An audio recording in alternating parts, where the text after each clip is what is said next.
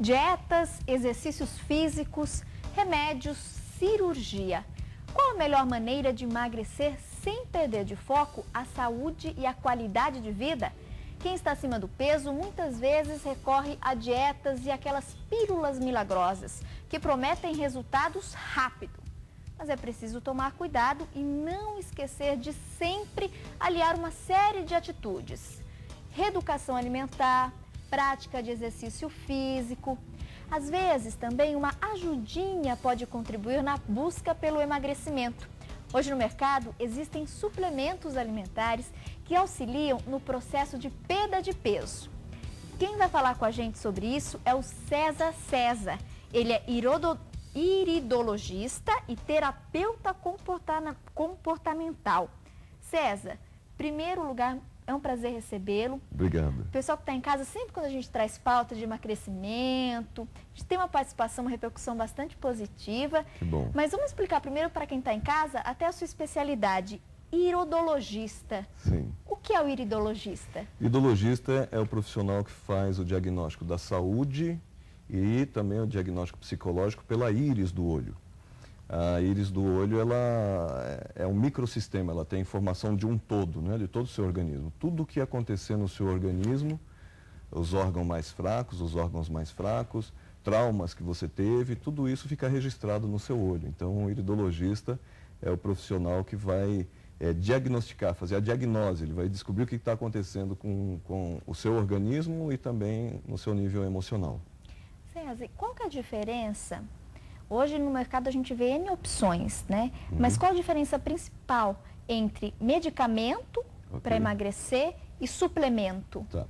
Normalmente os medicamentos para emagrecer, eles são chamados de anorexígenos.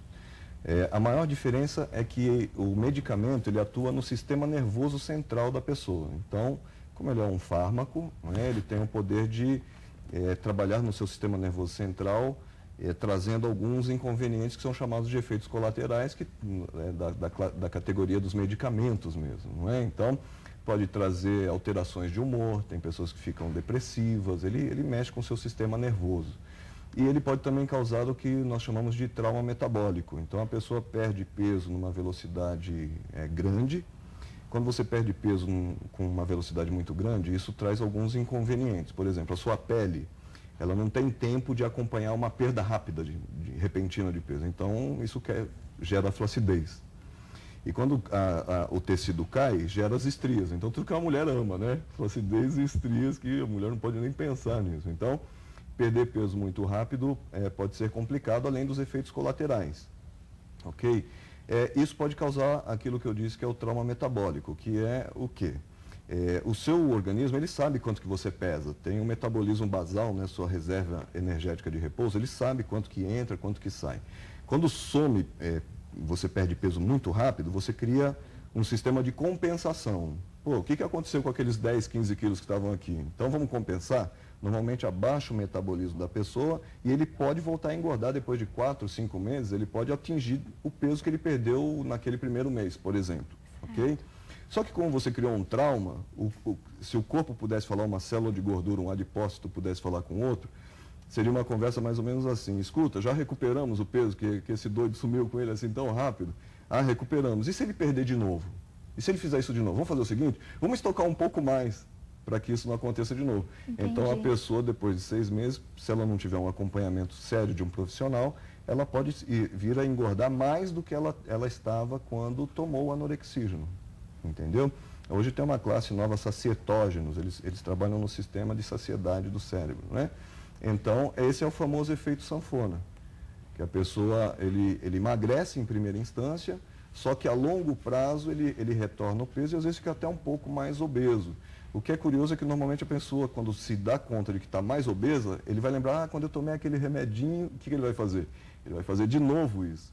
E pesquisas do Instituto Colgan, da Califórnia, descobriu que esse sistema de você engordar, emagrecer, ele mexe com os hormônios da tireoide. Então, isso se torna perigoso, que a pessoa cria uma tendência metabólica a cada vez engordar mais, com mais facilidade, e perder peso com maior dificuldade. Então, isso tem que ser usado com bastante critério. Já o suplemento, ele não vai interferir no seu sistema nervoso central, ele não tem efeitos colaterais, não é? E ele é normalmente usado por aqueles que querem uma perda de peso mais lenta e progressiva, o que tem as suas vantagens no sentido de que a pessoa que perde peso com menos velocidade, ele não vai criar estria, não vai criar flacidez. Então é possível, sim, essa é a diferença principal. Certo. Eles não têm, os suplementos não têm efeito colateral e eles não interferem no sistema nervoso da pessoa. Ok? Certo. César, por que tem algumas pessoas que não conseguem emagrecer? Tá. É interessante você perceber a psicologia da pessoa obesa. A pessoa que quer emagrecer, inclusive estima-se que 1/3 do planeta esteja obeso e o outro terço do planeta esteja acima do peso. Então, o planeta está assim, repleto de pessoas obesas, não é? Normalmente a psicologia da pessoa obesa, ela boicota o sistema de emagrecimento. Por quê? Imagina que uma pessoa obesa ela é convidada pelos amigos para ir numa churrascaria. Se ele não está tomando nada para emagrecer, ele vai na churrascaria até para fazer uma social, como as pessoas dizem, né? Popularmente. E quando está passando aquelas carnes, assim, picanha, mignon e tal, ele pensa assim, olha, eu não posso comer muito porque eu quero emagrecer. Então ele se policia. Mas, se ele estiver tomando qualquer coisa para emagrecer, ele pensa assim, eu vou comer mesmo porque eu estou tomando aquilo ali e aí então vou emagrecer. Exato, esse é o principal problema pelo qual o obeso não emagrece.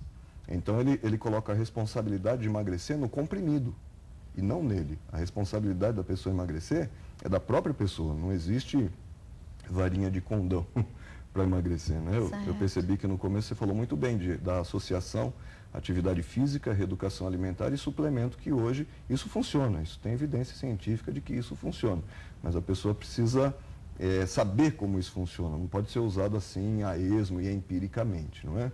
Existem tipos de obesidade? Como é que funciona? Na minha opinião, a gente tem percebido o seguinte, existem alguns padrões que geram obesidade, por exemplo, genética. Os pais obesos, os avós obesos, ou um lado da família obeso. Se a pessoa tiver uma propensão genética a puxar o lado obeso da família, ele vai desenvolver, com certeza, a obesidade. Então, essa é a obesidade que a gente entende que é uma obesidade genética. Não é difícil de tratar, a pessoa precisa aprender só como funciona.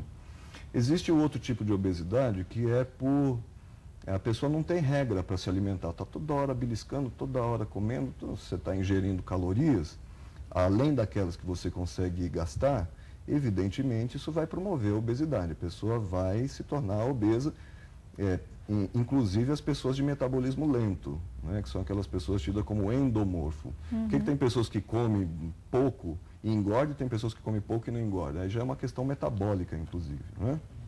Então, tem pessoas que têm propensão para engordar, não é? Isso também tem a ver com a genética. Mas se a pessoa tem propensão e má regra alimentar, ele vai aumentar, de fato, o peso vai engordar, não é? Tem a pessoa também que ele tem problema hormonal, a tireoide hipoativa, não é?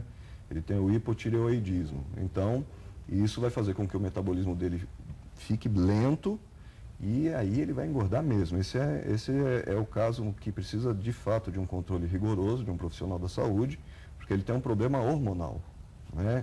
É uma das mais difíceis de tratar e precisa, de fato, ter um critério de um médico acompanhando, porque ele tem um problema hormonal.